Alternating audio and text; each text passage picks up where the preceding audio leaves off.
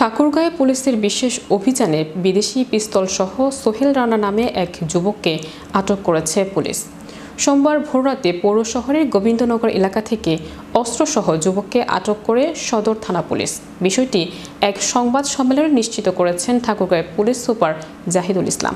আটককৃত যুবক একই এলাকায় মৃত খোরশেদ আলমের সন্তান। তিনি সদর উপজেলার রহিমানপুর ইউনিয়নের পল্লী বিদ্যুৎ বাজারে ডাচ বাংলা এজেন্ট ব্যাংকিংয়ে কর্মরত রয়েছেন। পুলিশ সুপার জানান, গোপন সংবাদের ভিত্তিতে পুলিশের একটি বিশেষ টিম সেই বাড়িতে অভিযান পরিচালনা করেন।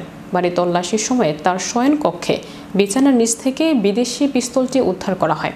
আটককৃত ওই ব্যক্তির বিরুদ্ধে অস্ত্র আইনের মামলা দায়েরের প্রস্তুতিও চলছে। আজ ভোর ৩টার দিকে গোপন সংবাদের ভিত্তিতে ঠাকুরগাঁও সদর থানা পুলিশের একটি টিম ঠাকুরগাঁও পৌরসভাধীন সোহেল রানা, বয়স হচ্ছে ৩৩, পিতা খোরশেদ আলম, সাং গোবিন্দনগর থানা ও জেলা ঠাকুরগাঁওয়ের বাড়িতে অভিযান পরিচালনা করে একটি অবৈধ বিদেশি পিস্তল ম্যাগাজিন সহ আসামিকে গ্রেপ্তার করেন।